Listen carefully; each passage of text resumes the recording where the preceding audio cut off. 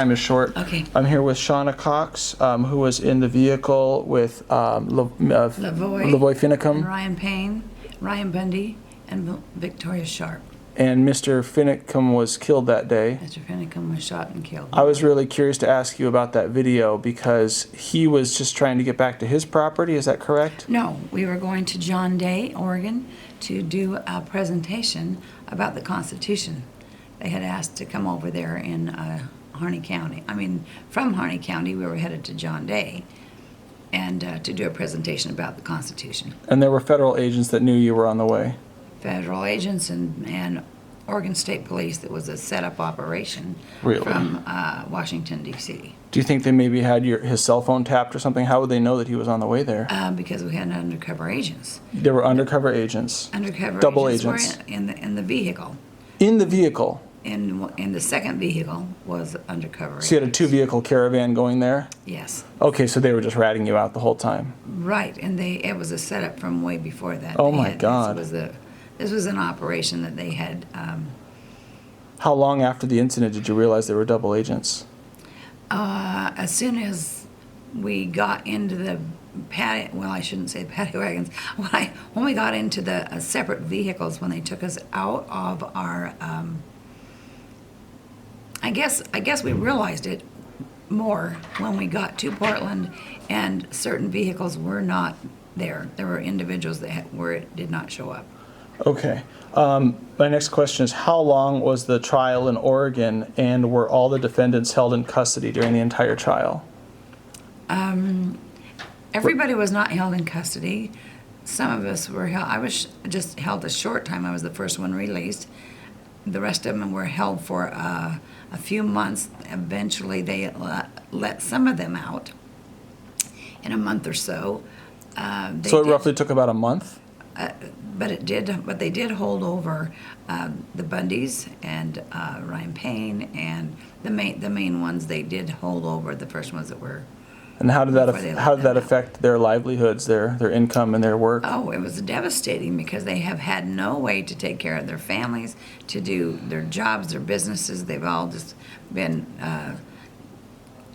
They're hanging on by threads only because there are great American people who've been able to send them some to help support them.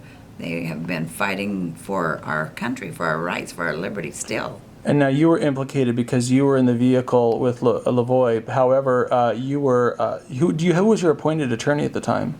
Her name was Tiffany Harris. Okay. And how did that go for you? Well, I realized that we weren't going to win with appointed attorneys. We weren't going to win with attorneys at all. I discovered that they were more of a speed bump to slow us down and not get out the information. I knew that the information I had given to her specifically had gone directly to the prosecutors, and that's how they came out with my video immediately. So trying to make some kind of a deal, or maybe your attorney wasn't even on your side? Well, they're never on your side because they can't serve two masters. Their allegiance is to the court system, not to you. Absolutely, to the Bar Association. Isn't that sinister? Right. What were the charges against you? The same thing as everybody else. But then they narrowed it down to conspiracy to impede federal officers, which I did say. I have no idea what you're talking about. I never even saw one until after they shot at us. They're saying that you were trying to impede federal officers based on the event with Lavoy when he was trying to drive past their blockade? Well, they're that you were in a conspiracy? But you have cell phone footage on YouTube. Right, but that is not the conspiracy they're talking about, is that we conspired to impede federal officers by threat, force, and intimidation. From the protests a long time ago? From coming into the Malheur, that we were impeding. They kept changing, so it was really difficult to say how they kept throwing people in that we were impeding. I'm sorry, I'm a little confused. That snowy road where Lavoy got shot, was that the Malheur? That was not the Malheur. Oh, that was not. The Malheur was at the refuge. Okay, the refuge. Yeah, that we had renamed to Harney County Resource Center. Sorry, I'm trying to catch up as best as I can. Okay. What was in your opinion, the most outrageous thing done or said by Judge Brown and the prosecutors? Anything that was just shockingly, glaringly, oh my God, I can't believe. Well, there was a lot of things, but one thing that really stuck out in my mind, because she kept saying over and over to the jury, you have more than enough evidence to convict, when there really wasn't. Wow. And then it was like you will have to obey the rules you have to obey the court orders of their definition of the law, not whether it's constitutional or not, whether what you feel is right, not. You can't do Isn't that. that You amazing? have to follow the orders they just of the bypass judge. all that. Yeah, Yeah. isn't that amazing? Right. Well, how many days did the trial take roughly until the jury was given their instructions?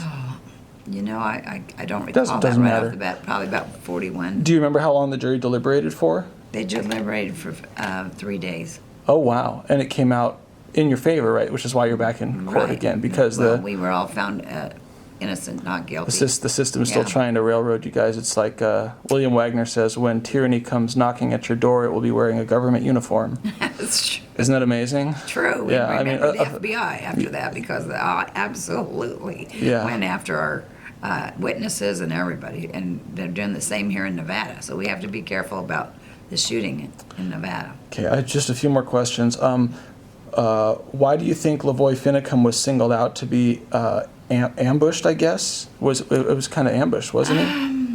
I don't know that he was just singled. It just kinda happened. It was the way it went down. He was there. He wanted to protect Ryan. He was and really us. He irritated. was I there. saw the video. He upset. said, "Shoot me or let me go." He said, no, he said, shoot me. Did Lavoy- was Because Lavoy- He was I'm trying to draw away the fire From you. From us, the Wow. vehicle, right? So yeah, because when one guy gets shot, everyone's either He had gonna. already been shot at before Oh my that. God. So that's why Ryan Payne had gotten out of the vehicle. So that's, In your cell phone footage, it looks like Lavoy has his arms in the air. Did he have a sidearm on his person? he or- did not have a So sidearm. he was on his person. unarmed and just egging him on a little bit, but He they. was trying to get him to get away from the vehicle. 'Cause They could kept have shooting the truck. tased him. They could have tackled him. Sure. Instead, they just shot him. Yes. Which sounds like they're missing a step there, Yeah. and they're breaking the law. Do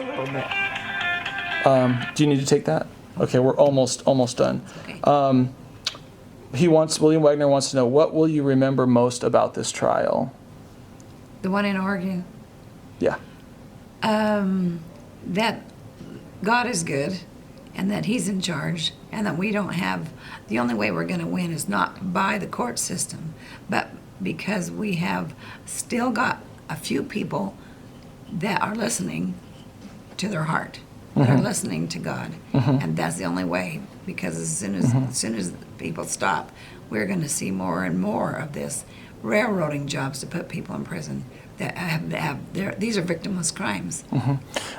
William, I'm getting a few more texts. Do you think any of these Oregon efforts by Ammon or Ryan help the Hammond's family? Well, eventually it will help, but right now they're still in jail. These guys are still in jail. We're still in prison. It's a suffering that they are doing, but all of them, even the Hammonds, realize that it's not about them.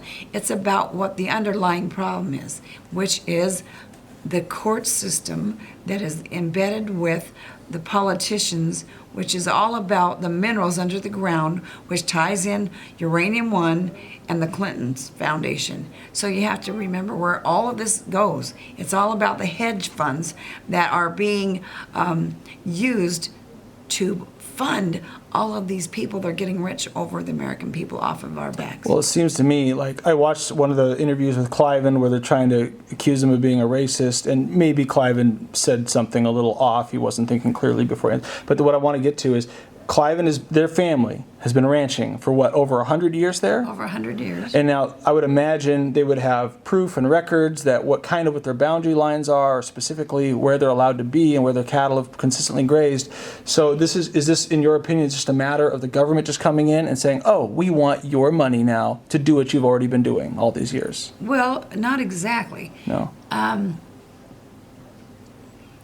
They have what you call preemptive rights to graze. They've been there because that means they've established. They established that they have water rights, that they have that they own the water rights themselves, but also the grass, the feed, the tree. And this dairy and the meat is feeding the American people. Absolutely, and that's what is their preemptive rights. That didn't stop people from going out onto the land because it's multi-use. where we have everybody, it's the people of Nevada's land. How many acres roughly does it? There's about, well, it depends on what they're claiming. They're trying to claim like 210,000 So acres. is it in part, it's a boundary line issue? It's not a boundary line issue. They're trying to make it into a boundary line issue. They're trying to make it into AUMs. AUMs are animals per unit that they charge to have animals go out there. Now, you understand that it's not a charge, really. What it is they want money from the ranchers to manage for them. But that's a contract. They write a contract every year. If you don't want to sign that contract, how can they force you to sign a contract that you hired them to do your bidding or to work for you? And you don't want them to work for you any longer. He fired them. That's what he did. And they are retaliating. They don't own the land. The people, the people, own the land. It is not BLM. Okay. My last question here, which is directly from William Wagener. Who was convicted in, has anyone been convicted in the trials here in Las Vegas yet of anything? They did. Greg Burleson was convicted.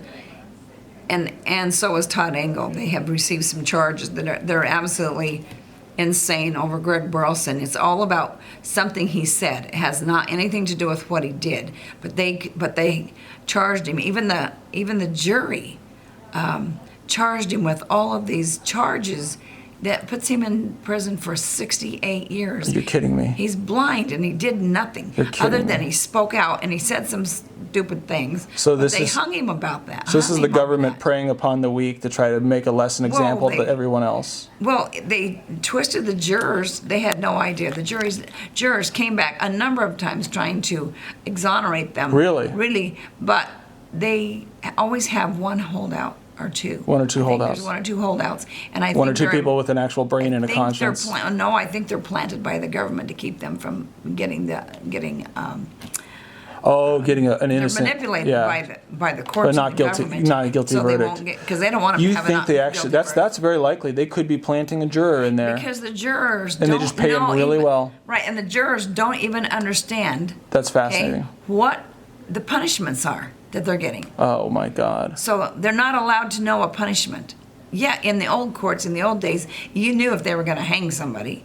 And if they didn't think that warranted what they were going to do, they wouldn't let them go. Amazing. At this, they're not even allowed to know what the punishments are.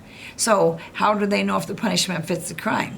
And so these crimes are they're being absolutely railroaded, and their lives are being taken from them. Very possible. Over very minimal stuff. It's very possible they take one or two people out of maybe a connection in the court system and say, we're going to pay you really well. Stick around. It's either going to be a hung jury or guilty verdict, and they make that person. All they got to do is have one. Oh my God. That's what happened in the last trial. One person held out, 11-1, to acquit them. Amazing.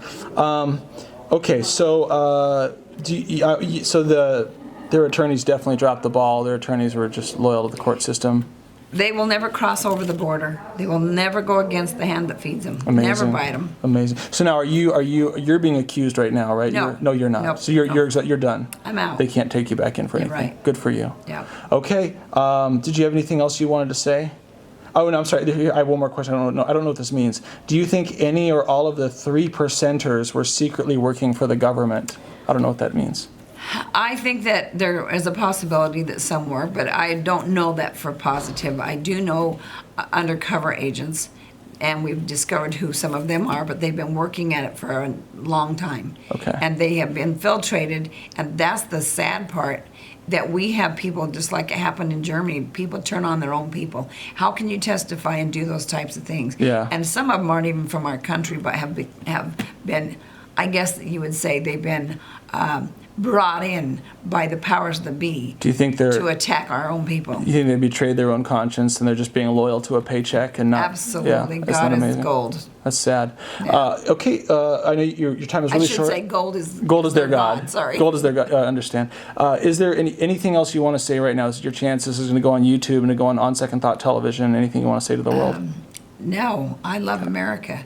We all love America, and we are not anti-government. We need good government, people that will stand up and defend. And if you know what's really happening in your departments, then people better stand up and speak out and stop it so that we can get our good government back where it belongs and put the feds back in the box where they belong to protect the borders.